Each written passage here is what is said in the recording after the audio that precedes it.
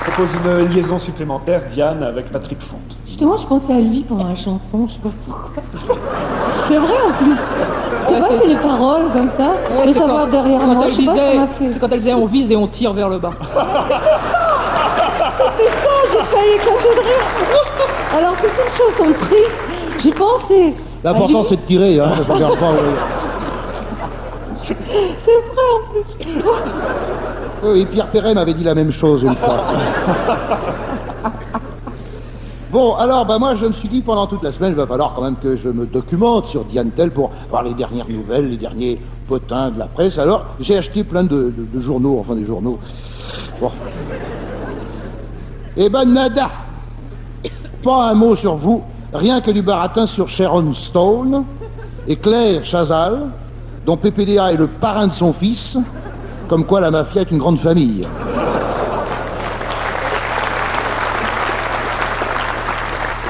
Il est vrai qu'on vous voit peu dans France Dimanche, parce que je suppose qu'on voit peu France Dimanche chez vous.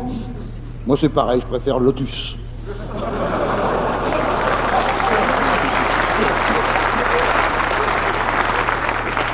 Même si la direction de France Dimanche a l'intention de le vendre prochainement en rouleau. On peut lire en haut de la couverture « Jean-Jacques Debout, je suis revenu vers ma femme après 3 ans de séparation. » Et pourtant, elle ne demandait rien. Et on peut lire en page 9 « Ma femme m'a cru mort, mais quand je suis revenu, elle m'a ouvert les bras sans un reproche. » Elle aurait pu dire « Ah, enfin !» Non, elle a dit seulement « Oh, déjà !» Rien sur vous dans le monde diplomatique. Pourtant, ça nous aurait un peu réveillés. Hein. Je lis le monde diplomatique depuis 15 ans, mais c'est de plus en plus difficile à déchiffrer parce que c'est toujours le même numéro.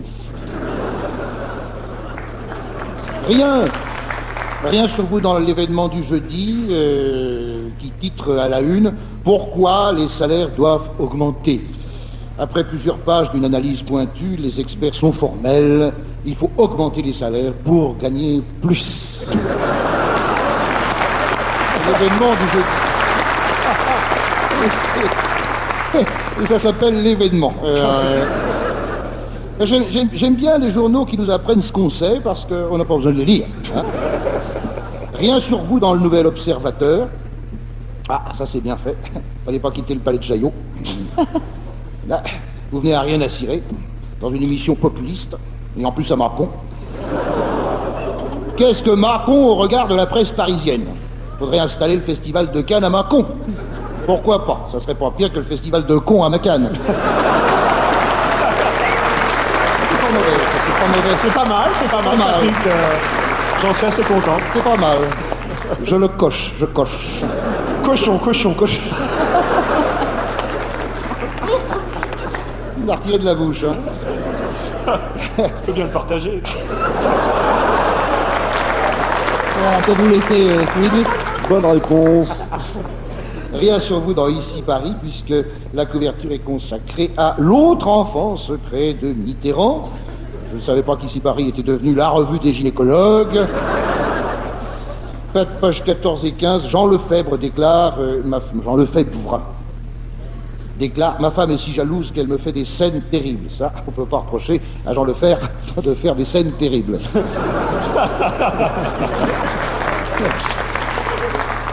Page 20 et 21, on retourne à la médecine, toujours dans Ici Paris. Comment vaincre le ronflement?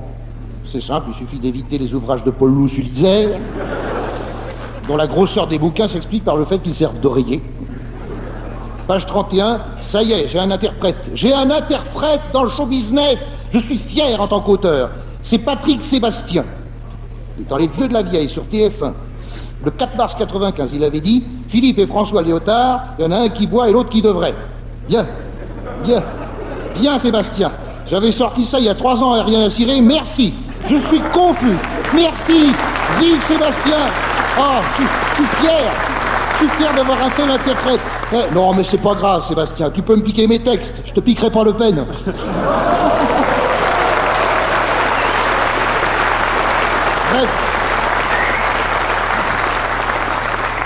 Bref, rien sur vous dans les journaux cette semaine, Diane. Ils n'ont pas besoin de vous. On se rend compte à votre visage épanoui, votre sourire naturel, vos yeux pétillants, vos etc. que vous n'avez pas besoin d'eux.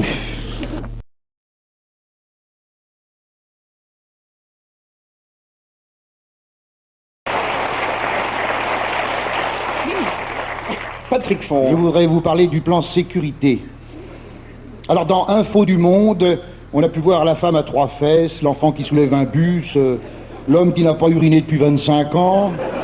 Et dans le prochain numéro, ce député a un cerveau.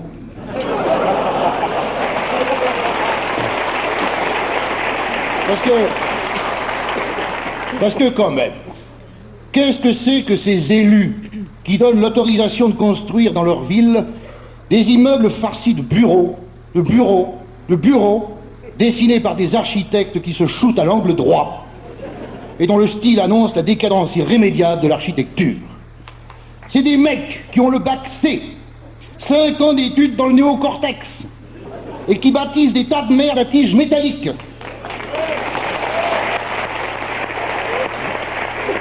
C'est ça remonté ce matin. Alors que les Gaulois qui savaient pas lire construisaient des huttes dont l'esthétique a infiniment plus d'allure que ces machins en verre qui reflètent les gueules tristes des pauvres passants qui se font chier à passer devant.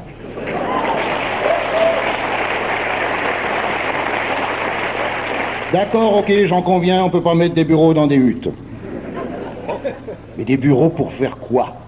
Pour les louer à des bureaucrates qui ne les louent pas. Partout, il y a des panneaux. Alloué, alloué, alloué. 5000 mètres carrés de bureau, 1200 mètres carrés de bureau. Alloué, alloué, alloué. Et t'as les SDF qui font la queue devant ça. C'est un scandale. Oui, c'est un scandale.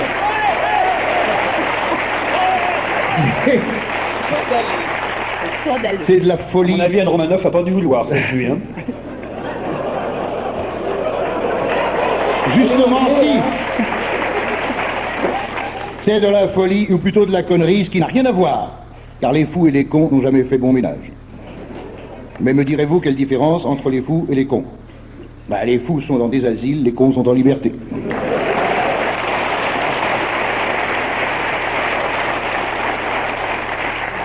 Pourquoi? C'est un problème de logement, car les cons sont infiniment plus nombreux que les fous. Logique. Logique.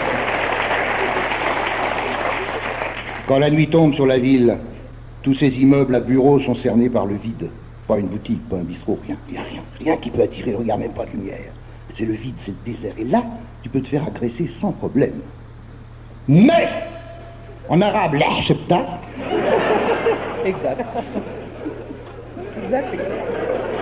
c'est exact? Je savais pas. En belge. C'est là qu'intervient le plan sécurité de Pasqua. Ah, il y en a là-dedans, le Pasqua. Oh, nom de Dieu, ouais. Vivement que la Corse retrouve son indépendance.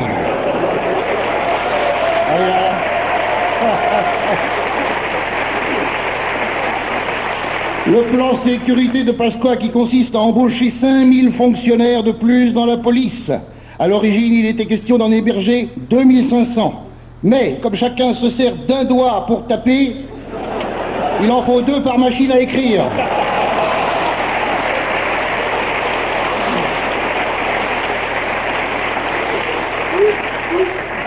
Vous allez me dire que je me répète, j'ai toujours la même marotte, mais si l'État embauchait 5000 instituteurs, on payerait nos impôts avec moins de mauvaise grâce, non? Il y aurait moins d'élèves dans les classes, et par conséquent moins de pauvres types dans les prisons, peut-être.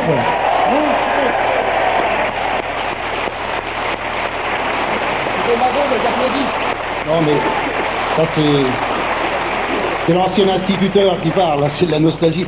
Et Pasqua ne s'arrête pas là, puisqu'il est question de disposer des caméras dans les rues. Bon, ça permettra à Daniel Gilbert de revenir sur l'écran.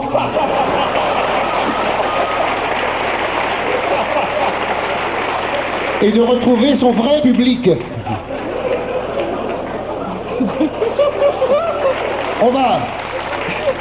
On va donc être surveillé par des caméras dont la vitesse de rotation est de 1 km à l'heure autour du socle.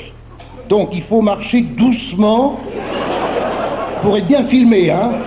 Attention, les patineurs à roulettes qui arrachent les sacs des petites vieilles, c'est fini. Hein? Faut aller au Futuroscope pour piquer les sachets repas des enfants. Au Futuroscope, des enfants qu'on peut se procurer sur place. Enfin, des sachets repas qu'on peut... sur place, mais ne les bouffez pas. J'y ai goûté l'an dernier, je suis ressorti en luge.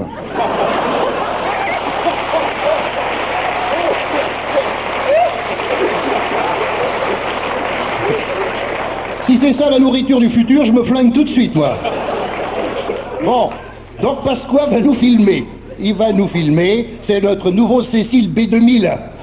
Hein? On a le Sergio Leone qu'on peut. Mais nous, c'est Pasqua. C'est de la vidéosurveillance. Alors voici mon conseil. Les jours de manif, on s'habille tous pareil. On se met tous le même chapeau.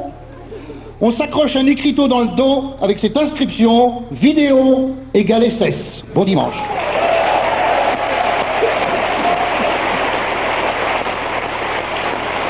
Vous aurez reconnu Patrick Fonte.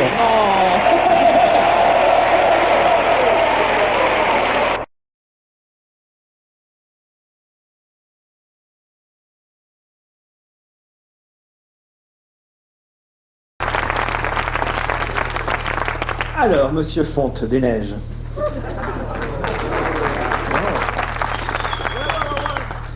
Quelle ne fut pas la surprise des enseignants bordelais, il y a quelques jours, en voyant débarquer dans leurs écoles des fonctionnaires municipaux venus pour fixer dans les classes le portrait d'Alain Juppé.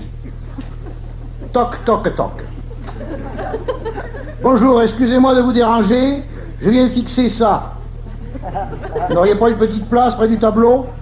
Et le fonctionnaire monte sur l'estrade avec un marteau, un clou et le portrait d'Alain Juppé. Manquait plus que les fléchettes. Voilà qui éclaire d'un jour nouveau la personnalité du Premier ministre, que l'on savait plutôt discret, modeste, humble et relativement incompétent. Relativement. Le Premier ministre exécute la pensée du président, faute de pouvoir l'achever. Et après, c'est... Oui, allez-y, ça fait de la pub. Allez-y. Et la pensée du président, ben, dans l'état actuel des choses... La pensée du président, ça pourrait se résumer en quelques mots. Je pense, donc je fuis. Il est parti écouter les provinces. Aussi, peut-on lire dans Libé, le 23 janvier, Chirac repart sur le terrain écouter les Français et les encourage à procréer. J'aimerais être une petite souris pour le suivre afin de voir comment il va procéder pour nous encourager à pondre. Ah, et Françaises, Français, j'ai beaucoup apprécié ce repas pris en votre compagnie, et spécialement les choux-fleurs. Je vous ai écouté me parler la bouche pleine. La prochaine fois, je viendrai avec un scaphandre. Mais avant de vous quitter, je voudrais un tabouret, s'il vous plaît. Il y a une souris dans le réfectoire. Tu l'imites bien. Merci. On croirait Pascal Brunner. Et c'est au moment où Chirac encourage les Français à procréer que Juppé envoie sa photo dans les établissements scolaires. Mais une étudiante qui voit ça 8 heures par jour, elle avorte sans accessoires.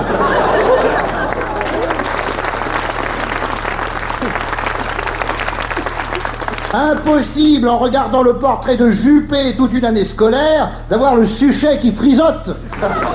Expression alsacienne. Vous allez me dire, tu n'en sais rien, tu n'as pas de suchet. J'ai foutu la page 2. Allez.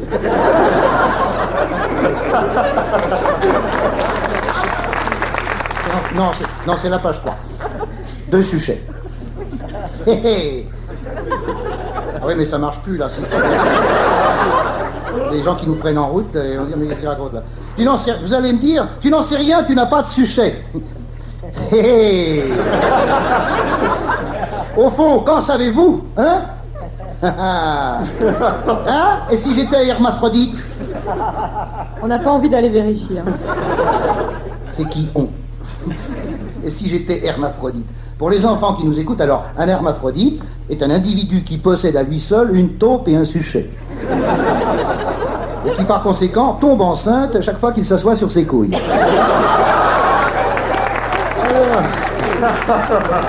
Allons, non, s'il vous plaît. Revenons à nos moutons, c'est-à-dire au RPR.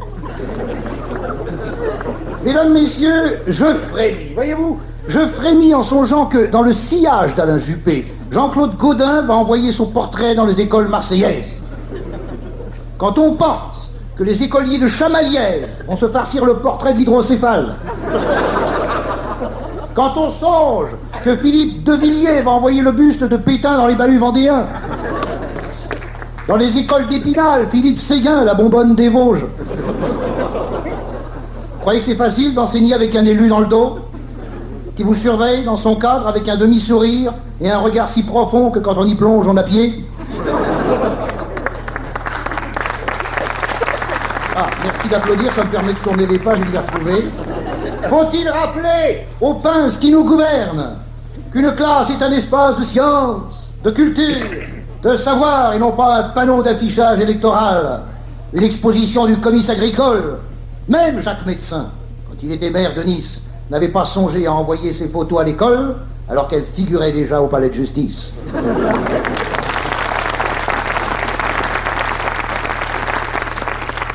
Monsieur Juppé, quelle imprudence que de fixer vos portraits dans les écoles bordelaises. Quelle imprudence! Si ça se trouve, dans 3 semaines, les fonctionnaires de la mairie vont redébarquer dans les classes. Toc, toc, toc. Excusez-nous de vous déranger, on vient d'éclouer le portrait. Mais bon, vous pouvez le garder pour le colorier, hein? Je ne vous le souhaite pas, car si vous partez, monsieur Juppé, quel vide mettra-t-on à votre place?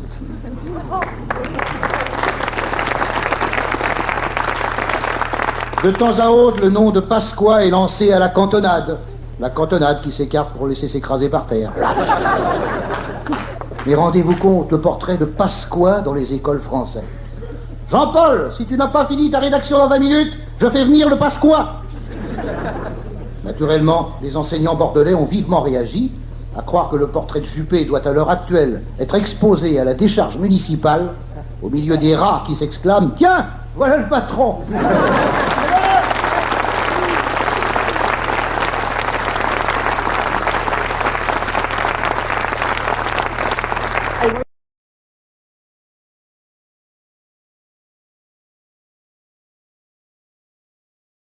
Diana et le prince Charles sont au bord du divorce, ils font la une de Paris Match. Eh oui, voilà qui a ému Patrick Fonte.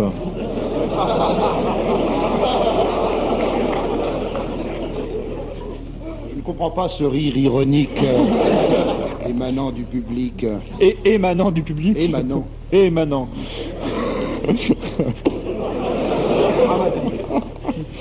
Paris Match de la semaine dernière, en couverture, les larmes de Diana en gros titre.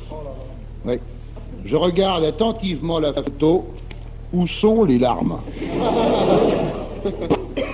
No tears. Elles sont déjà tombées, les larmes. Le photographe a appuyé trop tard sur le bouton. Ou alors, avec sa tête penchée et son rictus de dégoût, elle a aperçu une crotte de chien sur le gravier de Buckingham. En sous-titre, que lis-je? Elle appelle au secours. Charles l'entend-il? Ça dépend où il est. S'il est à la pêche au gros dans les Caraïbes, il ne veut pas l'entendre. Charles! Charles! Il y a une merde de chien dans l'allée. Je ne peux plus avancer. Qu'est-ce que je fais? Toujours en sous-titre, ça continue. La reine, ses diadèmes, ses robes, ses chapeaux. Vous ne trouvez pas que ces gens commencent à nous râper l'oignon avec leur malheur princier? Pages 60 et 61, je lis. Pour masquer sa détresse, elle se réfugie dans sa voiture. Je regarde la voiture. Une Jaguar. Comment voulez-vous être sensible à quelqu'un qui va masquer sa détresse dans une Jaguar? Quand le français moyen doit bouffer des patates pour payer le crédit de sa 204. Si un jour une détresse conjugale me saute dessus, et qu'instantanément je dois aller cacher mes larmes dans le dernier modèle Jaguar, payé par le contribuable, j'oublie ma femme tout de suite. Sachant très bien qu'au volant de ma Jag, je peux en emballer une vingtaine sans lever le petit doigt. J'exagère, mais la détresse des riches, ça me broute. D'autant plus que cette semaine, Paris Match remet ça. Alors maintenant, c'est cette semaine, là, sur la couverture, on a Diana sous son chapeau blanc, elle est dans un carrosse et elle fait la même grimace que la semaine dernière. Il y a un cheval qui a dû péter.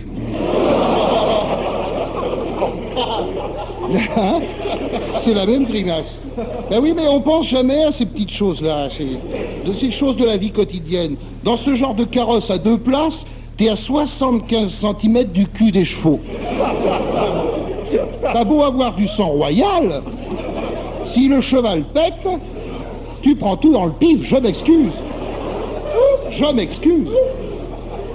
Je m'excuse. Alors à côté d'elle, il y a le prince Charles. Lui, on le subit depuis sa naissance, il commence à nous faire chier, tu vois.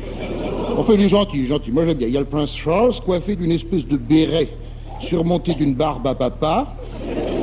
Mais comment, de nos jours, on peut encore se foutre des trucs comme ça sur la tronche, qui arbore un sourire mitigé et qui a l'air de dire à Diana, quand même, tu pourrais te retenir.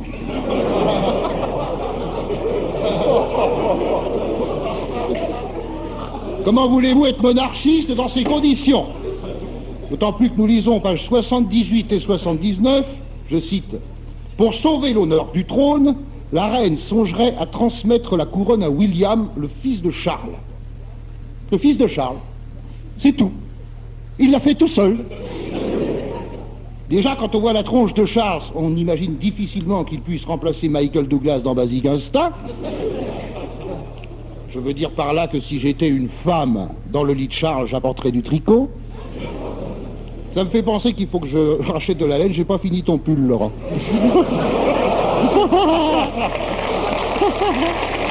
Alors, bah écoute, avec le Il va me foutre les nerfs en flotte. Avec le temps qu'il fait actuellement, mon vieux, on va avoir un hiver cet été, moi je te le dis. Alors c'est William, le petit William, qui va chausser la couronne.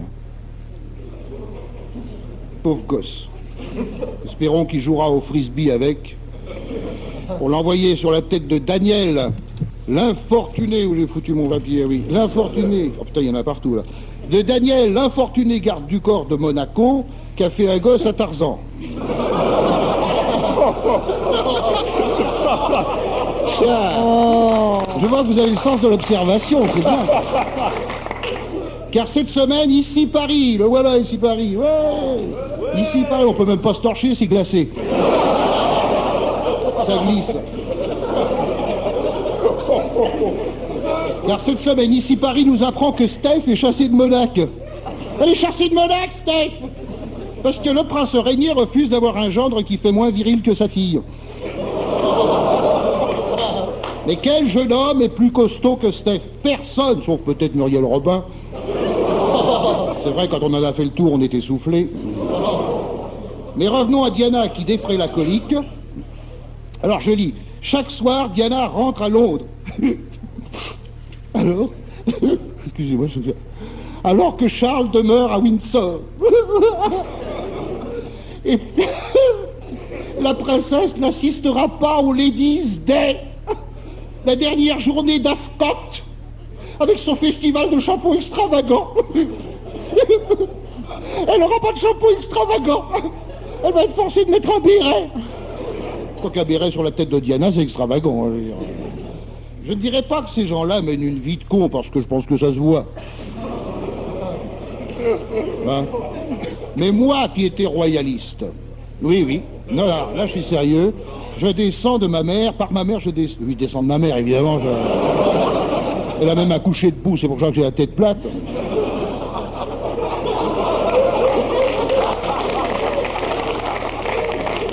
Ça m'est venu comme ça. Et alors... Elle aussi. Je descends par ma mère du vice-roi du Mexique. C'est pas des conneries, hein. Du vice-roi du Mexique. Donc j'ai le droit d'entrer à cheval dans les églises.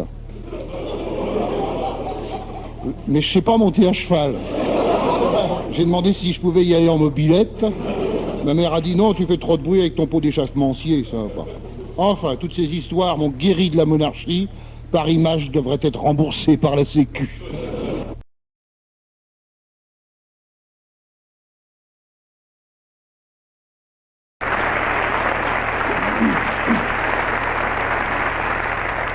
Un tabouret de Patrick Fonte a été saisi cette semaine, mais il est quand même là ce dimanche. Je ne sais pas si l'impulsion de François Bayrou y est pour quelque chose, mais en tout cas, au collège de Frangy, en Haute-Savoie, parmi la liste d'interdictions qui frappent les élèves, il en est une qui figure en bonne place au dos du carnet de correspondance et qui dit ceci: interdit de flirter. Enfin du concret. On se demandait quand commenceraient les premiers travaux de réfection des lycées et collèges. Eh bien voilà, ça commence. Interdit de flirter. Vous allez me dire, mais je ne vois pas le rapport. Réfléchissez. Un couple adossé à un mur ne risque-t-il pas à la longue de le lézarder?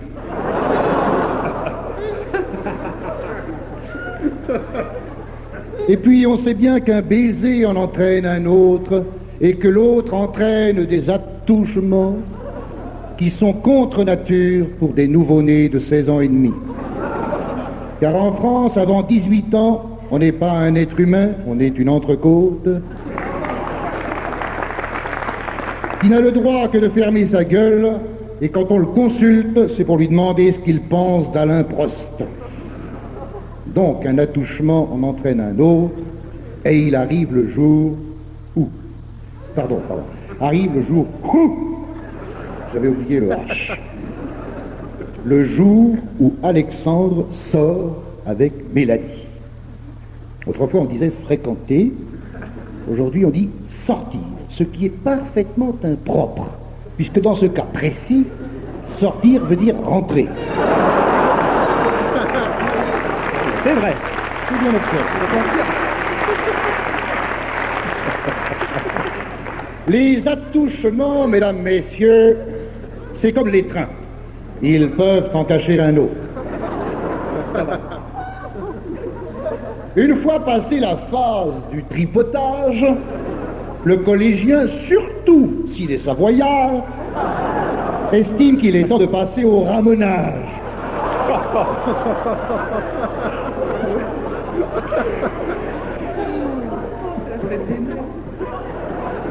Or, surtout que là-bas, il y a de grandes cheminées. Pas facile à tirer. Or, d'après les dernières prises de position de la médecine et du clergé, il a le choix entre la capote et la fidélité. Il va de soi qu'il estime plus facile d'enfiler la première, sachant que le préservatif à 1 franc est aussi poreux que le tunnel sous la Manche. Alexandre dit à Mélanie: je te préviens que je vais sauter en marche, mais tu peux m'attendre à la gare. Imagé, c'est... Rendez-vous demain à 15h dans la classe d'anglais, le prof est en stage. Hélas, durant la nuit, Mélanie reçoit la visite de 3 anges qui se penchent vers son visage endormi. Elle ouvre les yeux, s'assoit sur son lit et crie: maman, au secours, les pieds nickelés! Et l'ange qui se trouve au milieu lui dit: n'aie pas peur, Mélanie, je suis Philippe de Villiers.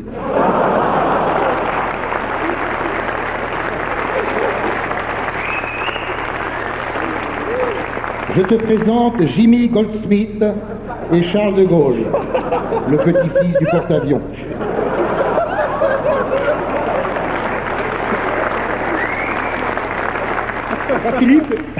Philippe. Non, c'est Charles de Gaulle, il s'appelle Philippe, c'est le père. Nous venons de la part de la boutique de TF1 pour te présenter le dernier modèle de ceinture de chasteté. Mélanie se lève car elle est somnambule, comment veux-tu? Elle les emmène tous les 3 vers les toilettes, leur montre le trou de la cuvette et leur dit: maintenant il est temps de rentrer chez vous.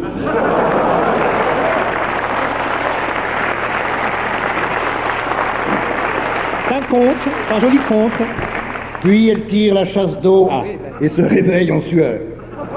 De retour au collège, elle court vers Alexandre et lui dit « Alex, nous allons baiser comme des bêtes, car cette nuit j'ai eu une révélation. » Tu sais, le slogan « Interdit de flirter », eh bien, c'est celui de l'autre Europe.